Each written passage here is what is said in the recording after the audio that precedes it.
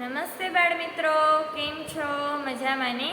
Online education Nilkanth school મોરબીમાં આપ સૌનું સ્વાગત છે.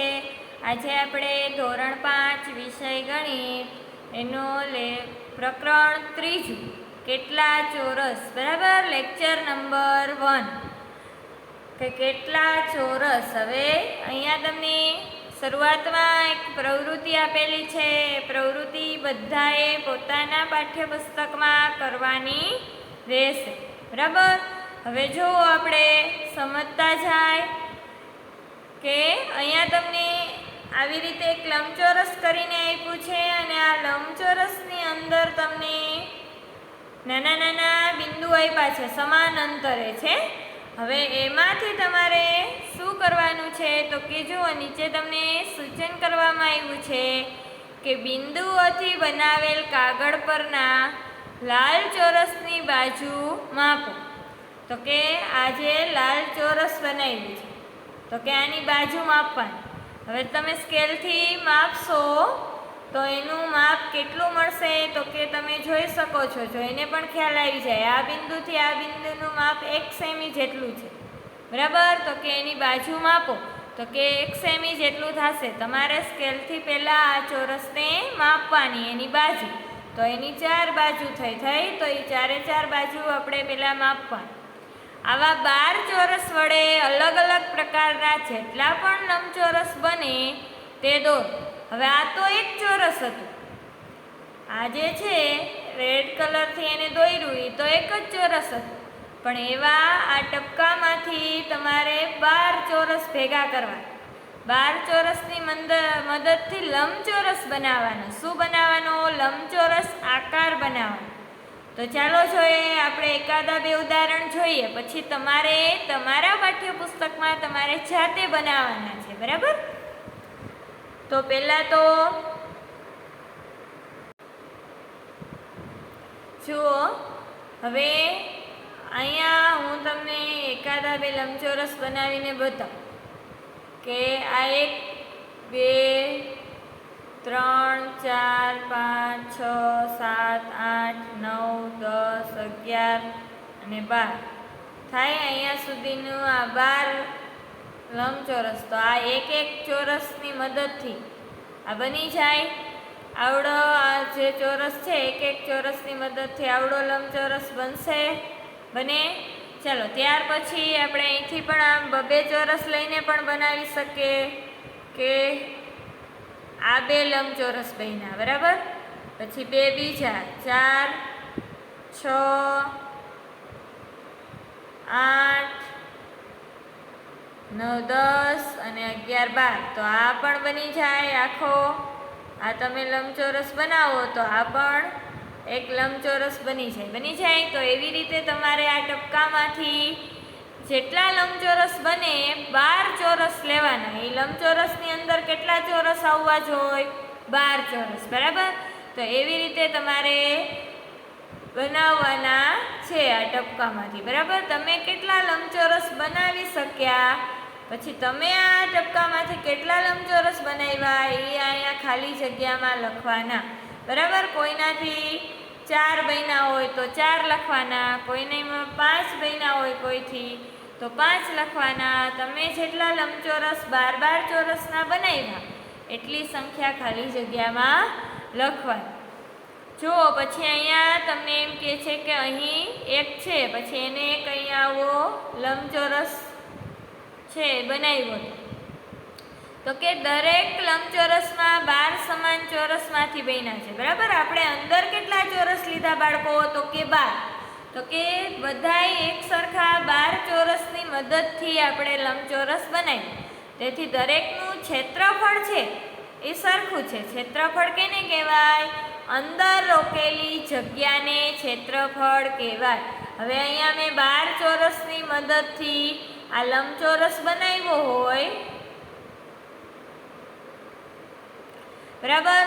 તો આ અંદર જેટલી જગ્યા રોકાણી એને કહેવાય ક્ષેત્રફળ, બરાબર. તો અંદર કેટલા બોક્સ 1 સેમીના રોકાણા? તો કે 12. તો એનું ક્ષેત્રફળ 12 ચોરસ સેમી થયું. તો પછી આપણને એમ કહે છે કે પરંતુ તેની હદની લંબાઈ અલગ અલગ છે. હદની લંબાઈ, હદ કેને કહેવાય કે આ લંબચોરસ છે, ચલો જુઓ છો આ લંબચોરસ છે તો એની ફરતી બાજુ, આ ફરતી બાજુ,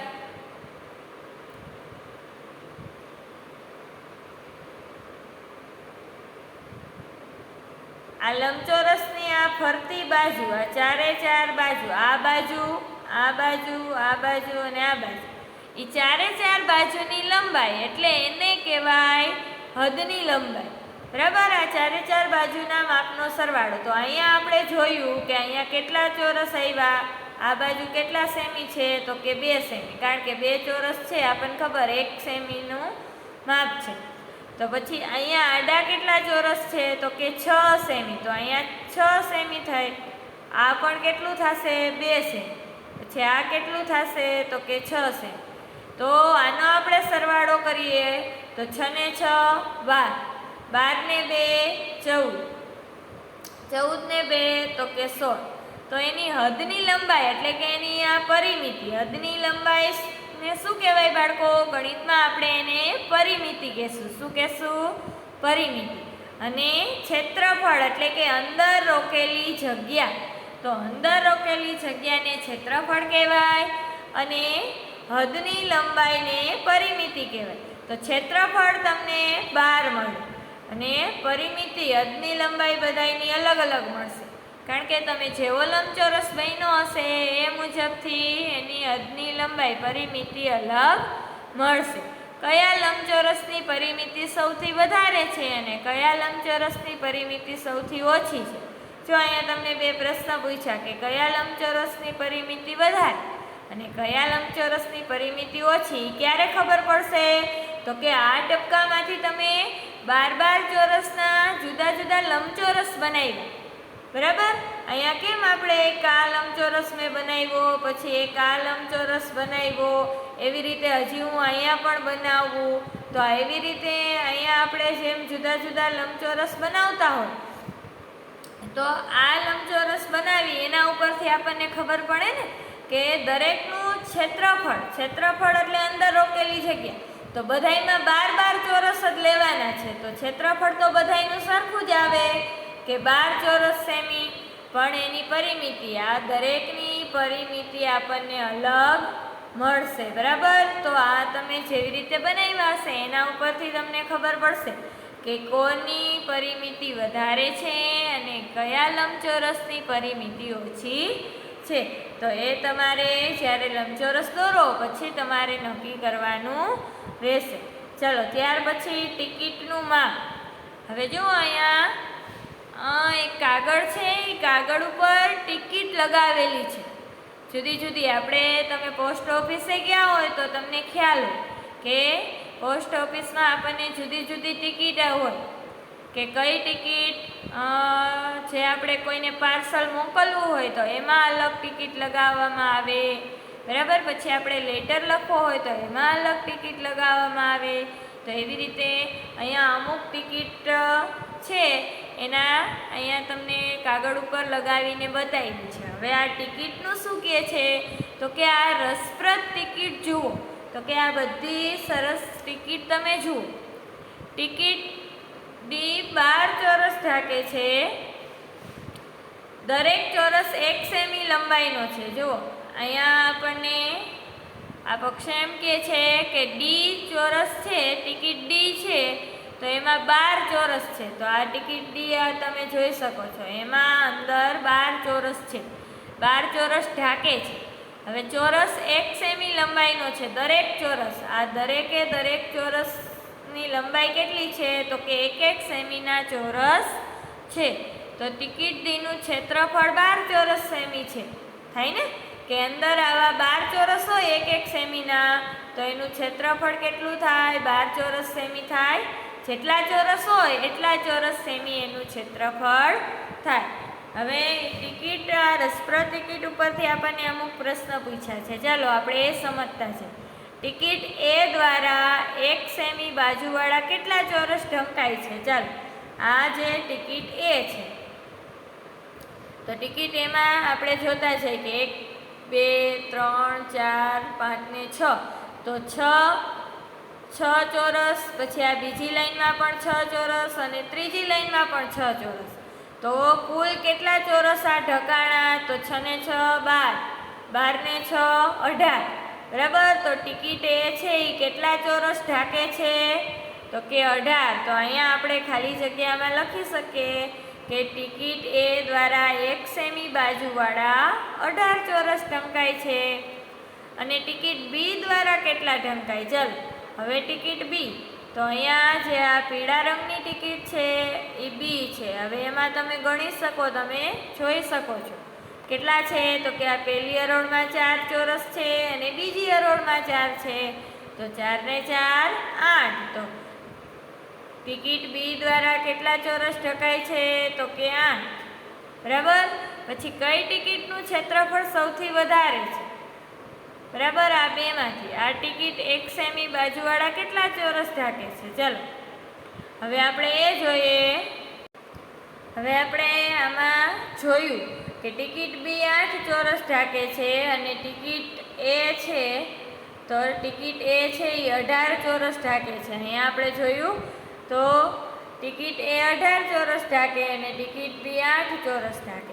તો કેનું ક્ષેત્રફળ સૌથી વધારે કહેવાય? જેને ઝાઝા ચોરસ ઢાંક્યા હોય, બરાબર, એ જ ક્ષેત્રફળ કહેવાય. તો કયું આવશે? ટિકિટ એનું ક્ષેત્રફળ વધારે કહેવાય. બરાબર. ટિકિટ 1 સેમી બાજુવાળા કેટલા ચોરસ ઢાંકે? તો અહીંયા આપણે કઈ ટિકિટ સૌથી વધારે ક્ષેત્રફળ ધરાવે? તો કે એ. અને આ ટિકિટ 1 સેમી બાજુવાળા કેટલા ચોરસ ઢાંકે? તો કે 18. બરાબર. ટિકિટ એ છે એ 18 ચોરસ ઢાંકે છે ને, તો એટલા માટે એનું ક્ષેત્રફળ પણ 18 ચોરસ સેમી થાય. હવે તમને એમ કહે છે કે સૌથી મોટી ટિકિટનું ક્ષેત્રફળ કેટલું છે? ખાલી જગ્યા ચોરસ સેમી. તો હવે પહેલાં આપણે બધાયના ક્ષેત્રફળ આમાં જોવા પડે. ચલો, તો આનું આપણે મળ્યું કે 18 ચોરસ સેમી, આનું આપણને મળ્યું 8. ત્યાર પછી આ જોવો જોઈએ, ત્રીજી સી ટિકિટ છે એમાં 6. ત્યાર પછી ડી ટિકિટ છે તો એમાં થાય છે 12. પછી ઈમાં 4 ચોરસ સેમી અને એફમાં 12. બરાબર. તો સૌથી વધારે કેનું થયું? ટિકિટ એનું. બરાબર. તો અહીંયા આપણે કહી શકીએ કે સૌથી મોટી ટિકિટનું ક્ષેત્રફળ કેટલું છે? તો આપણે જોયું કે 18 ચોરસ સેમી. 18 ચોરસ ઢાંકે એટલે 18 ચોરસ સેમી. કઈ બે ટિકિટનું ક્ષેત્રફળ સરખું છે? ચલો આપણને અહીંયા જોયું હતું. એક તો અહીંયા ડીનું ક્ષેત્રફળ 12 આવ્યું અને બીજું કે આ એફનું ક્ષેત્રફળ એ પણ 12 આવ્યું. જો તમે ગણીને પણ જોઈ શકો છો. તો ડી અને એફ એ બંનેનું ક્ષેત્રફળ સરખું છે. કઈ બે ટિકિટનું ક્ષેત્રફળ સરખું છે? તો કે ડી અને એફ. તો અહીંયા આપણે લખી શકીએ કે ડી અને એફ દરેક ટિકિટનું ક્ષેત્રફળ કેટલું છે? તો એ દરેક ટિકિટનું કેટલું છે? તો કે 12 ચોરસ સેમી. ડી અને એફનું કેટલું છે? 12 ચોરસ સેમી. હવે સૌથી નાની ટિકિટનું ક્ષેત્રફળ કેટલું છે? સૌથી નાની આપણે અહીંયા જોઈ જ શકીએ છીએ કે એ છે ઈ, અને એનું ક્ષેત્રફળ કેટલું થાય બાળકો? 4. બરાબર. તો સૌથી નાની ટિકિટનું ક્ષેત્રફળ 4 ચોરસ સેમી છે. બરાબર. સૌથી નાની ટિકિટ અને સૌથી મોટી ટિકિટના ક્ષેત્રફળનો તફાવત કીએ એટલે શું થાય? બાદબાકી. તો અહીંયા આપણે સૌથી નાની ટિકિટ એટલે ઈ અને સૌથી મોટી એટલે એ. તો અહીંયા 18 છે અને અહીંયા 4 છે. હવે 18 અને 4નો તફાવત શોધવાનો. 18માંથી 4 બાદ કરો જોઈએ કેટલા વધે? કેટલા વધશે? 14. બરાબર. તો તફાવત આપણને 14 ચોરસ સેમી મળે છે. હવે તમને પણ કહેવામાં આવે કે જૂની ટપાલ ટિકિટનો સંગ્રહ કરો, તેને ચોરસ ખાના પર ગોઠવો અને તેના ક્ષેત્રફળ અને પરિમિતિ મેળવો. હવે તમને તમારા ઘરમાં અથવા તમે ક્યારેક તમારા મમ્મી પપ્પા સાથે પોસ્ટ ઓફિસે ગયા હોય, બરાબર, તો આવી ટિકિટ મળે તો તમે લાવજો અને પછી એને એક ચોરસ ખાનાવાળી બુકમાં કાગળ ઉપર તમે ચોંટાડજો. બરાબર. અને પછી એનું ક્ષેત્રફળ અને પરિમિતિ શોધવાની રહેશે. બરાબર. હવે આજના માટે આપણે અહીંયા સુધી જ કરીશું. અહીંથી આપણે આવતા લેક્ચરમાં જોશું. ત્યાં સુધી તમારે શું કરવાનું છે હોમવર્કમાં? આપણે જોયું કે આ જે બિંદુ આપેલા છે ટપકા, એને એક એક ચોરસ સેમીના એવા 12 ચોરસ ભેગા કરી અને લંબચોરસ બનાવવાના છે. અને એ કેટલા લંબચોરસ તમે બનાવી શકો છો એ ખાલી જગ્યામાં લખવાનું છે. અને સાથે સાથે કે કેની પરિમિતિ વધારે છે અને કેની ઓછી છે, એમાં તમે અહીંયા લંબચોરસ બનાવો એટલે પછી અહીંયા નામ આપી દેવાય કે આ એક લંબચોરસ બનાવ્યો હોય તો એને એ નામ આપી દેવાય ઉપર. પછી અહીંયા બીજો બનાવ્યો હોય તો એને બી આપી દેવાય. એટલે જેથી કરીને આપણે અહીંયા પ્રશ્નનો જવાબ આપવો હોય તો આપી શકીએ. બરાબર, તો આટલું તમારે હોમવર્કમાં કરવાનું છે. આપણે ફરી મળીશું આવતા લેક્ચરમાં. ત્યાં સુધી રજા લઈએ બાળકો. આવજો.